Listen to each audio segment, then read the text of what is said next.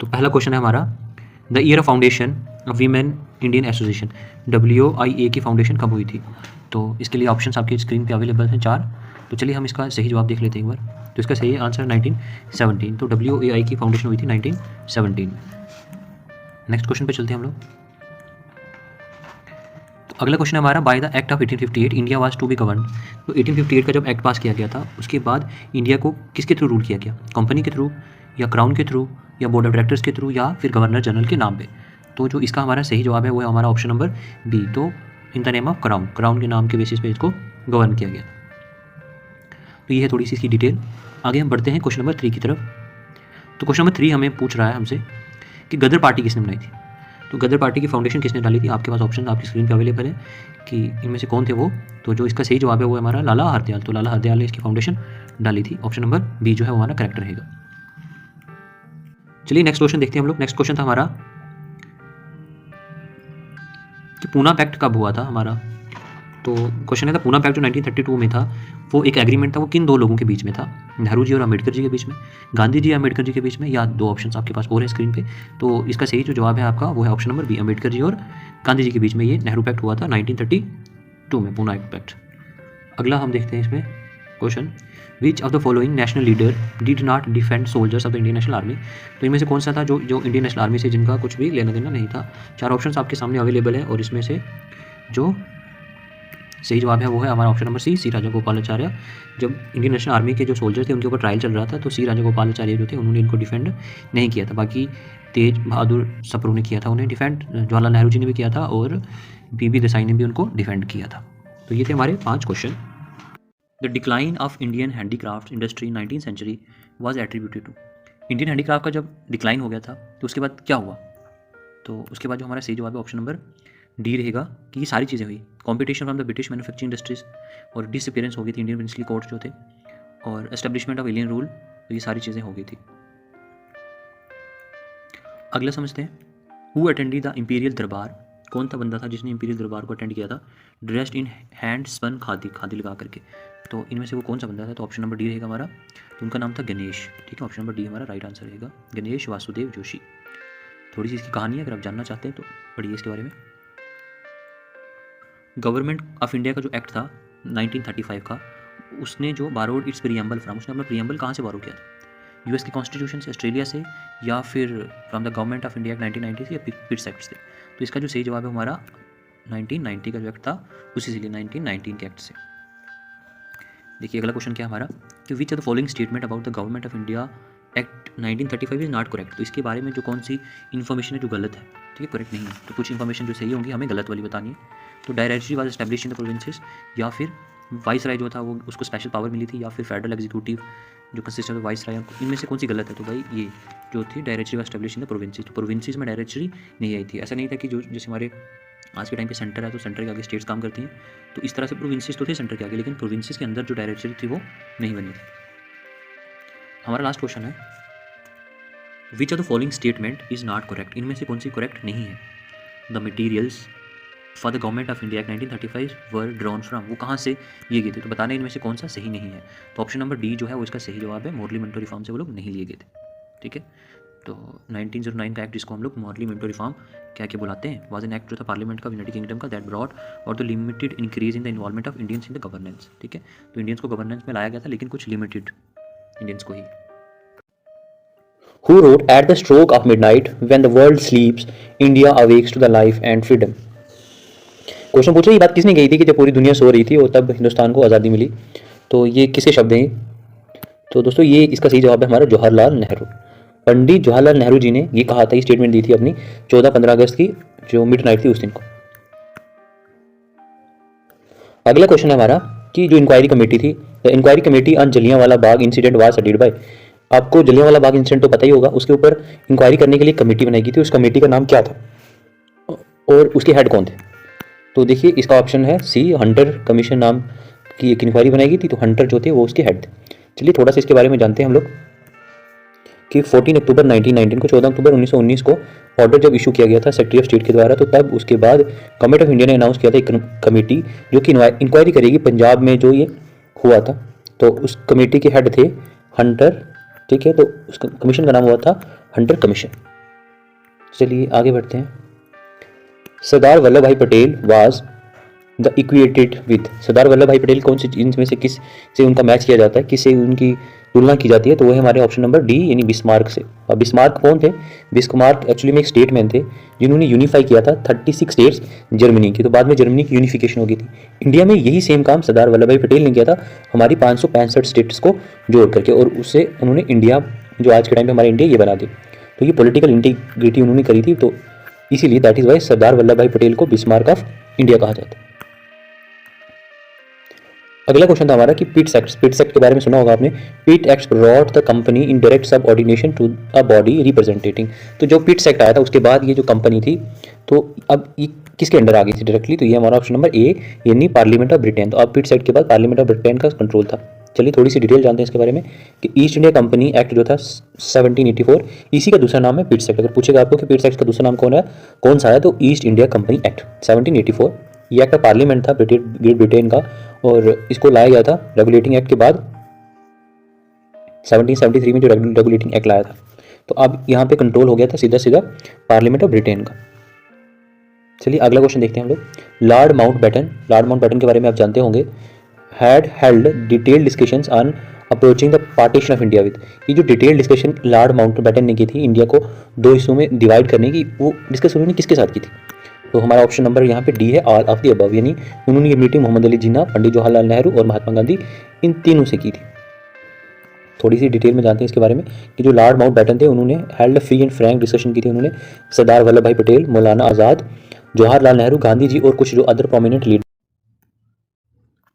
तो black hole tragedy कहाँ हुई थी, ये क्वेश्चन मैं आपसे पूछ रहा हूँ। तो इसका जो सही जवाब है वो है हमारा कलकत्ता, ऑप्शन नंबर 3। तो चलिए थोड़ा सा इसके बारे में और जानते हैं। तो ब्लैक होल ट्रेजेडी जो हुई थी वो एक किला था जिसका नाम था फोर्ट विलियम, कलकत्ता में था वो। तो ये हुई थी साल 1756 में, 1756 में ब्लैक होल ट्रेजेडी हो गई थी। और उसके बाद क्या होता है, थोड़ी सी इसकी बैकग्राउंड जान लेते हैं एक बार। जो एक नवाब थे बंगाल के, उन्होंने ईस्ट इंडिया कंपनी को कुछ स्पेशल राइट्स दिए थे एज ए ट्रेडर, याद रखेंगे एज ए ट्रेडर, ठीक है, कलकत्ता में। और उन्हें अलो किया था कि वो अपने छोटे छोटे फोर्ट्स बना सकते हैं। तो इसीलिए वो जो फोर्ट उन्होंने बनाया था, जिस फोर्ट का नाम था फोर्ट विलियम, और वहाँ पे उन्होंने छोटी सी आर्मी रख दी थी। बाद में नवाब ने उन्हें कहा कि यार ये आर्मी यहाँ से हटा लो, ये अच्छा नहीं है हमारी सिक्योरिटी के लिए, बट उन्होंने माना नहीं। और देन ये हो गया सब। चलिए आगे बढ़ते हैं हम थोड़ा सा। Mahatma Gandhi began his political activities in India first from, Mahatma Gandhi ji ने अपनी पॉलिटिकल एक्टिविटीज़ कहाँ से शुरू करी थी, तो इसका सही आंसर हमारा चंपारण से शुरू करी थी उन्होंने। ऑप्शन नंबर डी जो है वो सही रहेगा।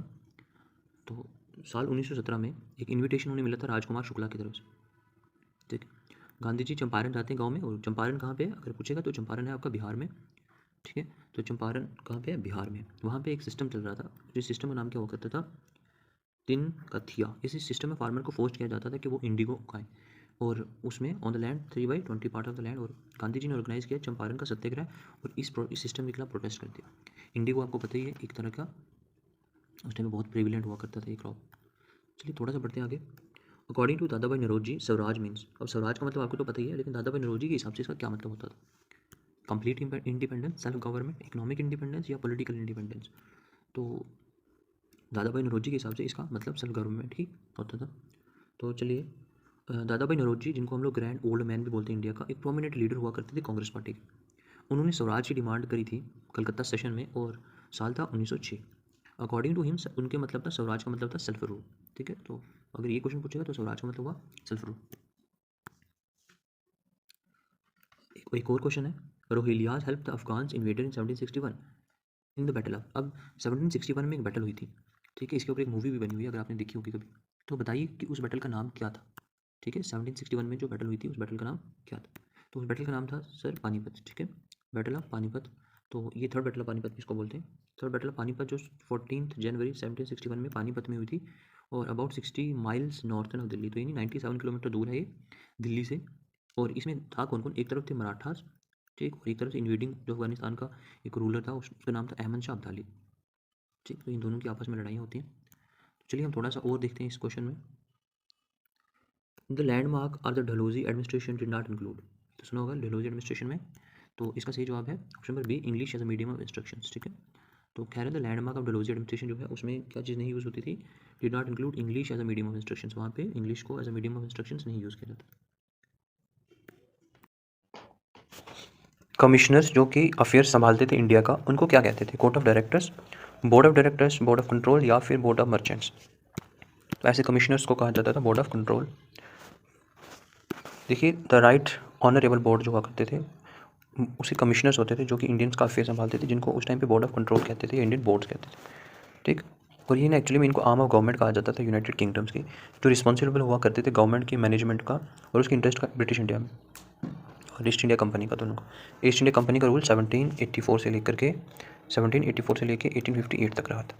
देन उसके बाद ब्रिटिश क्राउन ने सीधा डायरेक्टली रूल किया यहाँ पे। इनमें से which among the following was not a French settlement in India. इनमें से कौन सी फ्रेंच सेटलमेंट नहीं थी इंडिया में? फ्रेंच कहाँ पे नहीं रहते थे? तो वो है हमारे गोवा में, क्योंकि गोवा जो है, गोवा में फ्रेंच नहीं रह के रखे, पुर्तगीज़ रहते थे। एक पुर्तगीज़ की कॉलोनी थी, वो पुर्तगीज़ यहाँ पे रह रहे थे। लगभग उन्होंने यहाँ पे 450 साल तक वो यहाँ पे रहे, until it was annexed by, और 1961 में इसको अनेक्स्ट कर दिया गया इंडिया के द्वारा। 1510 में पुर्तगीज़ ने डिफीट किया था बीजापुर के किंग को, वहाँ के लोकल अली के साथ, और वहाँ से उसके बाद वहाँ पे अपनी परमानेंट एस्टेब्लिशमेंट बना दी गोवा में। अगला क्वेश्चन था कि किसको रेफर किया जाता है as a Mahatma Gandhi as a half naked fakir. किसी ने ये बात कह दी थी कि महात्मा गांधी जो है उनको हाफ नेक्ड फकीर कहा।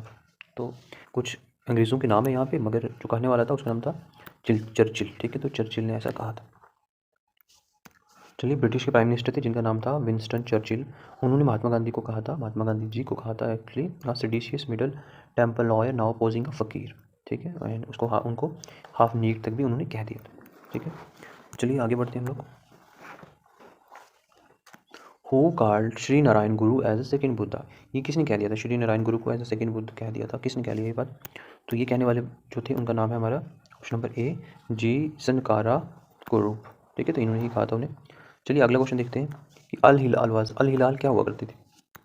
तो अल हिलाल एक्चुअली में एक जर्नल हुआ करता था, और थोड़ा सा इस जर्नल के बारे में जानते हैं।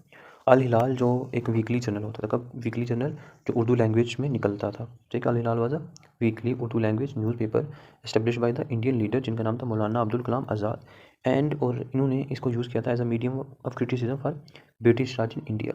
और इसका फर्स्ट जो आया था वो आया था 13 जुलाई 1912 को। तो उस टाइम पे जो जर्नलिज्म थी वहाँ पे उनका काम था गवर्नमेंट को क्रिटिसाइज़ करना। वो क्रिटिसाइज़ करते थे कि कौन सी पॉलिसीज़ ख़राब आ रही है, क्या चीज़ हो रही है, तो उसके लिए इन्होंने इसे ओपन किया था। एमओ पाडिसा सुकतम इज़ अ वर्क ऑफ, ये किसका काम है, किसने लिखा है इस किताब को?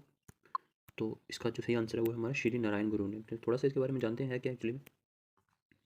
एक्चुअली में ये जो किताब है जिसका नाम है आत्मोपद से सकतलम इज़ अ मलयालम, ये मलयालम की स्पिरिचुअल किताब है जिसे नारायण गुरु ने लिखा था पोएम की शेप में।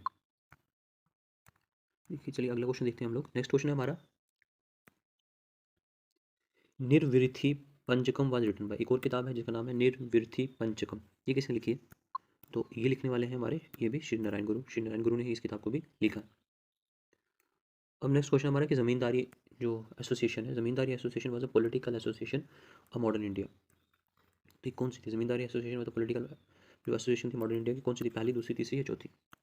तो इसका जो सही आंसर हमारा ऑप्शन नंबर 1 है, पहली थी, ठीक है। थोड़ा सा जानते हैं इसके बारे में क्या है ये। बोल रहे हैं ज़मींदारी एसोसिएशन जो थी विच वाज लेटर रीनेम्ड, जिसको बाद में लैंड लॉर्ड सोसाइटी बोल दिया गया। इसे बनाया गया था 12 नवंबर 1837 को। बनाने वाले आदमी का नाम था द्वारकानाथ टैगोर। एक और आदमी थे इसमें जिनका नाम था प्रसन्ना कुमार टैगोर और राधाकांत देव, राम कमल सेन और Bhabani Chittaranjan Mitra. It was been, इसको डिस्क्राइब किया गया as a first organisation of Bengal with a distinct political objectives, ठीक है। तो ये पहली इसको ऑर्गेनाइजेशन बोला जाता है बंगाल का, जमींदार एसोसिएशन, ठीक है। आगे बढ़ते हैं हम लोग। नेक्स्ट क्वेश्चन था हमारा कि who was the Nawab of Bengal during the battle of Plassey. जब बैटल ऑफ प्लासी हो रही थी तो उस टाइम पे बंगाल का नवाब कौन था जिसके साथ ये लड़ाई लड़ी गई अंग्रेज़ों के द्वारा? तो सिराजुद्दौला। तो चलिए थोड़ा सा इस बैटल के बारे में जान लेते हैं। बैटल ऑफ प्लासी एक्चुअली में 1757 में हुई थी। एक तरफ नवाब थे बंगाल के जिनका नाम था सिराजुद्दौला, और दूसरी तरफ ईस्ट इंडिया कंपनी थी। अब इस बैटल में विक्ट्री हो जाती है ब्रिटिश और फोर्सेस की, और बाद में उनका रूल यहाँ पे स्टार्ट हो जाता है इंडिया में। अगला क्वेश्चन है हमारा कि लोकमान्य बाल गंगाधर तिलक जो हैं वो कहाँ से आते थे, ठीक है। जैसे सिंपल भाषा में पूछें तो बाल गंगाधर तिलक कहाँ के रहने वाले थे? तो इसका जो आंसर है वो है हमारा ऑप्शन नंबर सी, यानी वो महाराष्ट्र के रहने वाले थे, ठीक है। बाल गंगाधर तिलक महाराष्ट्र के थे। सुभाष चंद्र बोस ने इस्टेब्लिश करी प्रोविजनल गवर्नमेंट जो फ्री इंडिया की, तो इसे कहाँ इस्टेब्लिश किया उन्होंने? तो इसका जो सही आंसर है हमारा सिंगापुर है। तो चलिए आगे देखते हैं इसके बारे में थोड़ा सा। तो सुभाष चंद्र बोस ने क्या करा, एक प्रोविजनल गवर्नमेंट बनाई थी फ्री इंडिया की, या जिसे हम फ्री इंडिया मूवमेंट या आज़ाद हिंद भी बोलते हैं। ये एक इंडियन प्रोविजनल गवर्नमेंट थी जिसे उन्होंने सिंगापुर में स्टैब्लिश किया था साल 1943 में, जिसे उस टाइम के जापान, नाजी जर्मनी, इटली और रिपब्लिक और उनके इन सब लोगों ने, उनके एलाइज ने इनको सपोर्ट किया था। चलिए थोड़ा सा आगे बढ़ते हैं नेक्स्ट क्वेश्चन की तरफ। अगला क्वेश्चन है हमारा कि परमानेंट सेटलमेंट जिसको इंट्रोड्यूस किया गया था कॉर्नवालिस के द्वारा बंगाल में, तो इसका नाम क्या था? नॉर्मली हम इसे किस नाम से जानते हैं परमानेंट सेटलमेंट को? तो इसे कहा जाता है ज़मींदारी सिस्टम। ठीक है, इसे कहते हैं ज़मींदारी सिस्टम। चलिए थोड़ा सा ज़मींदारी सिस्टम के बारे में जान लेते हैं। ज़मींदारी सिस्टम जिसे आप लोग सब वाकिफ़ हैं ज़मींदारी सिस्टम से। तो ज़मींदारी सिस्टम को इंट्रोड्यूस किया गया था कॉर्नवालिस के द्वारा 1793 में, और एक एक्ट लाया, उस एक्ट का नाम था परमानेंट सेटलमेंट एक्ट। इस एक्ट के बाद जब ज़मींदारी इंट्रोड्यूस करी गई तो वो लगाई गई कहाँ पे? बंगाल, बिहार, उड़ीसा और वाराणसी के एरिया में। यहाँ के जो भी ज़मींदार थे उन्हें उस ज़मीनों का ऑनर रिकॉग्नाइज़ किया गया कि आज के बाद तुम इस ज़मीन के मालिक हो, और तुम्हारा ये काम है कि तुम इन सब लोगों से, वो सब लोग जो इन ज़मीनों पे काम करते हैं उनसे तुम रेंट लोगे, यानी रेवेन्यू कलेक्ट करो। अगला क्वेश्चन था the office of the governor general of India was created by. जो ऑफिस है गवर्नर जनरल का उसको क्रिएट किया गया था कौन से एक्ट के through? Governor general of India की बात कर रहा हूँ, तो वो था चार्टर्ड एक्ट 1833। चलिए थोड़ा सा इसके बारे में जानते हैं डिटेल में कि इसी के थ्रू इसको क्रिएट किया गया था। ठीक है, 1833 के थ्रू। अगला क्वेश्चन देखते हैं हम लोग, who was the first governor general of the new Indian domain. जब इंडियन डोमेन, जब इंडिया और पाकिस्तान दो अलग अलग देश की क्रिएशन हो गई थी, तो उसके बाद हमारे पहले जो गवर्नर जनरल थे वो कौन थे?